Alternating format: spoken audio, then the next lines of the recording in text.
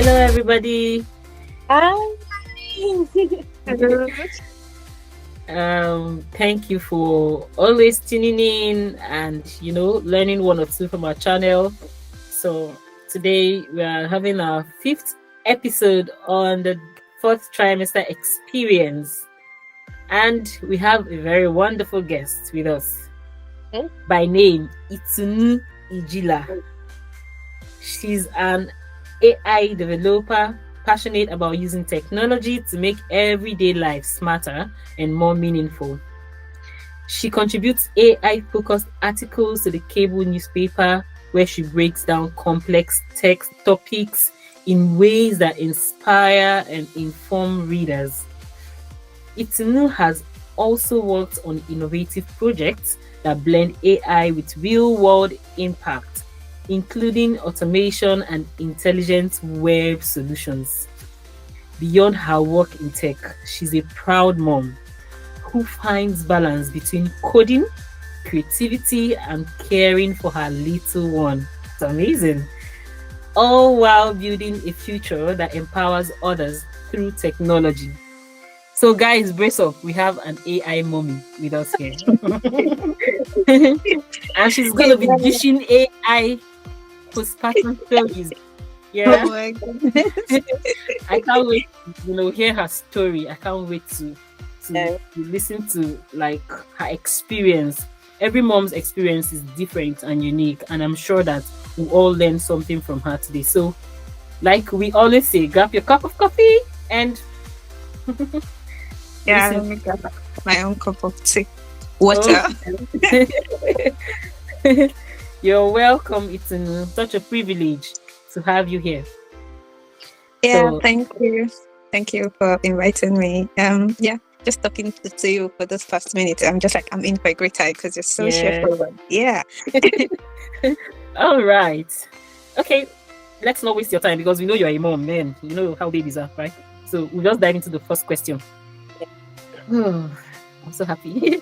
When you first found out you were pregnant, what was your honest first reaction? A lot of women have lots of reactions. Some people are shocked, some people are happy, some people, just share with us what your reaction was and what part of pregnancy surprised you the most. I mean, pregnancy comes with a lot. They tell Yeah. us a lot of things about pregnancy. So, what part of it surprised you the most? We want to hear you. Yeah. So for me, when I discovered I was pregnant, I was so happy. It was that joy. And it's mainly because we had issues with fertility, and so we had that delay getting pregnant, and we were like, oh, we need to consider IVF, and so we were planning that in January we were going to start like actively looking for options, and then like have a plan in place and just set that as a goal for the next year. And so that was the plan. We were already in October, which was our anniversary. I'm missing up date. I don't want to mention date because I'll probably mix it up. So we were, even though we were on vacation, we were having like these calls with a fertility consultant just to talk about what are options and all of that.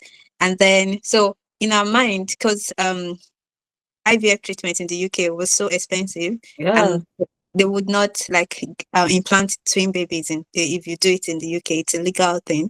So we're like, if you're going to do IVF, you should probably just try for twins that would go back to Nigeria and do it, and that would make that like a plan for the next year. And that was the plan. And then in November, I discovered I was pregnant. So I was just like, oh my God. I was so happy. And it taught me one lesson in that man proposes, as human beings, you kind of make plans. Oh, I need to do this. I have to get this in place. I need to, with our tiny brains, we try to solve our problems ourselves. And then I think it was just God reminding me that I've got you, like, you don't have to worry, and I was honestly very happy. And my pregnancy was really, really very smooth. I did not have morning sickness. I did not have the only thing was maybe the first week I had the flu, which most people had flu, but I don't get sick as much. So I was really down with that malaria-ish feeling.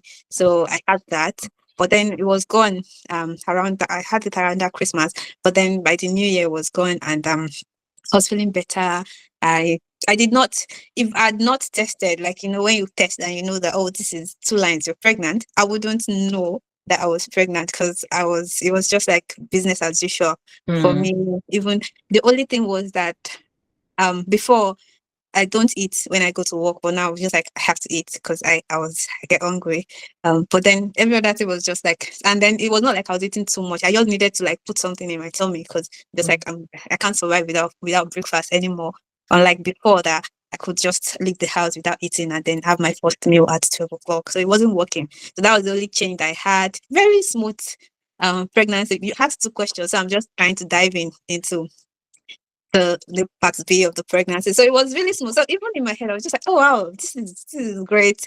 And everything was going smoothly. We even had holidays planned, because it was like a normal pregnancy. It was like an easy pregnancy. So when I was around 18 weeks or thereabout, like I said, I'm very bad with dates. So I'll try to avoid it as much as I can, but I'll probably be missing it up. And I was around 18 or 19 weeks, we went for an holiday, I think in Italy or thereabout. Yeah, was it Italy? Yeah, somewhere.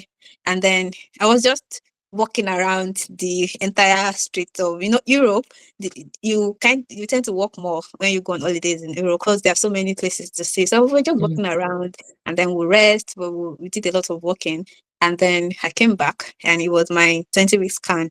So the next Monday, and then I went for the scan, and I was, even when I was going for this scan, it was just a matter of, oh, I have this scan today. I'd not even told them at work I was pregnant, because I wasn't showing yet, first pregnancy, and I was still fine. So I was just like, I went with my lunch that, oh, from the scan, I'll go back to work. So I just told them myself that I will have an hospital appointment, and then I'll see you guys later. That was the plan. My husband too just came with me with the plan of scan is 30 minutes or 15 minutes, and then we'll just do that and then go back home. And then I went for the scan, and the radiologist was like, "You're like 2 centimeter dilated, which is not normal Oh, at 20 weeks. And so weeks. we need to refer you to a doctor immediately." And it was just like, what? Then the scan was that's when you will know the gender of your baby, Yeah. and they do all of this kind. So we were happy to know the gender, to do this, and they were like, but we need to, and they caught it by mistake, because I think it was moving a lot. So the lady was like, because it's moving, we have to move from doing the belly scan to doing transvaginal scan. So I think with that, they just like picked it that your cervix is opened. So from there, I was admitted that same day. And then the next day or thereabout, I'm very bad with this. But it should probably be the next day. Was taken to the theater, because they said they had to put a sacrilege in, because that was the only way to like save the pregnancy at that point. At this point, I was just hearing about cervical incompetence for the very first time. Like, I had no idea what that meant. And I was just like, You mean I could lose my baby?" Like, this pregnancy that was going smoothly and there was nothing wrong. I feel like myself, everything is really going great. And then you're telling me that I could actually lose this baby. And then, I now went into a rabbit hole. When you start Googling your problems, don't do it, guys. I started Googling, and then, once you start that, you go into a rabbit hole of, I even joined Facebook groups of moms that were having cerclage and all of that. And then you now see stories of people that even with the cerclage, it still failed. They lose their baby, and then, or some would give birth to pretend babies. So I had to start Googling how early can you give birth to a child for it to survive. And then Google says it has to be 26 weeks. And then I started researching hospitals in my area, all those things. It was just a lot of mental torture. And because the psychology, there are no guarantees when you have the sacrilege. It's just what your body decides to do. So it's just like a medical intervention at that point, and they just tell you that that's the best we can do at this point. We'll just wait and see. So Wait, they were like, Oh, it's 50-50. Nothing is Yeah, guaranteed. yeah, nothing is guaranteed. We just wait and see. So they were like, if you start having discharge, you should come in. I was just like, oh my god. God. The next day that I went back to the hospital, I was like, yeah, I think I'm having discharge. I need to go back to the hospital. Because even the normal discharge that you have, because your brain is It's already, conditioned.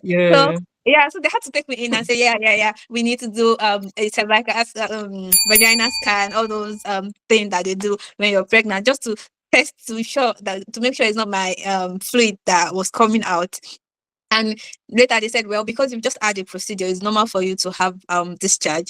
But then they needed to look into it. So every day, so that was like that Game. that that point is like a turn. Like my pregnancy took a turn from that point, because now I am anxious. Like every Mm, 24 hours is very important to me. So I'm just like counting down days that we need to get to 26 weeks. Like right. that's the least you can. So every Sunday like this, I'm just like, oh my God, thank God we made it to another week, another week, another week. And it's I was having false contractions like constantly. So throughout my Wow. pregnancy, yeah, I was having there's a name they call the false contraction, Brixton X or something. Brixton hit. Wait, Yeah. you said having Brixton hit 21 at weeks. 21 weeks? Yes, I've been having it. It was a constant thing in Wow. my pregnancy. So my tummy, when you touch it, is always hard. And then Ooh.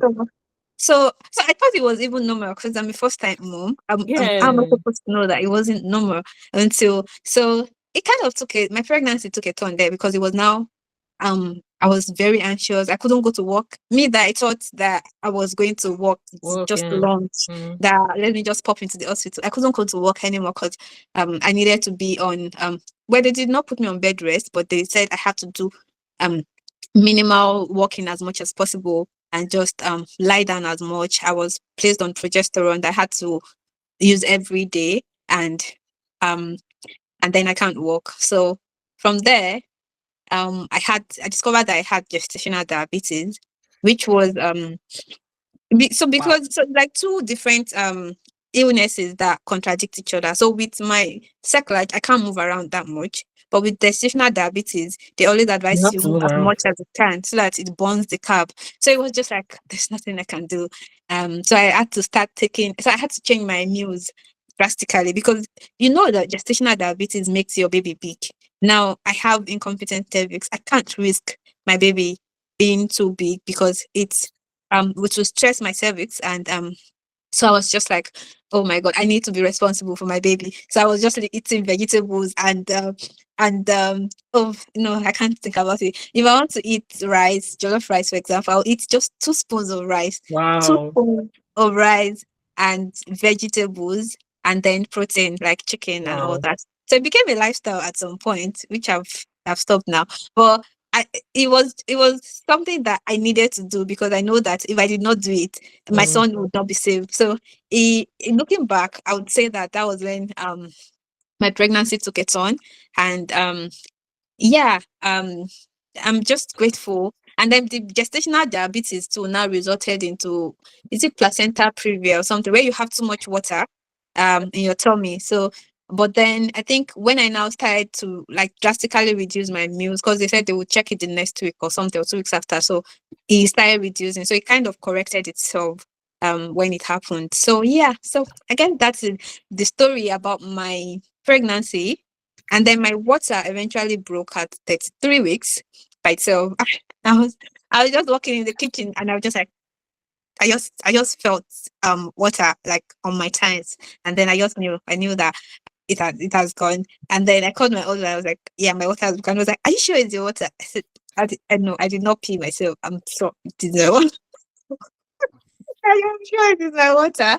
And then, well, I told you that I did a lot of research. And so my research was that, well, the least that the hospital would take was 26 weeks, yeah?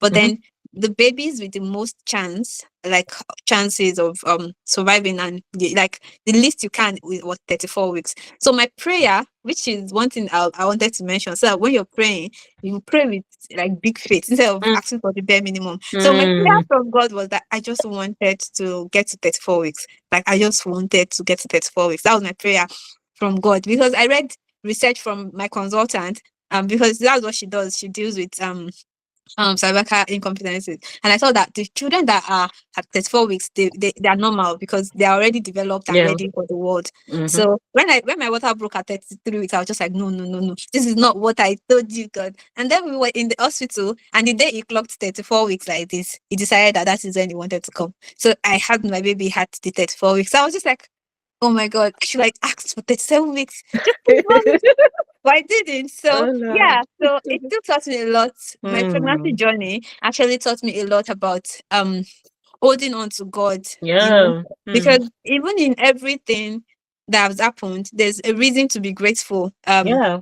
For example, the scan I had, because most people they always say that they don't even dictate it a lot in first time moms, because you don't know unless you have an history of cervical incompetence. They won't put it in when it is important. Some it is when they are already like in labor that they will discover that, oh, you're dilating and all that. But I was just lucky for them to be able to spot it before it became a problem, and it's Mm. something they could like fix.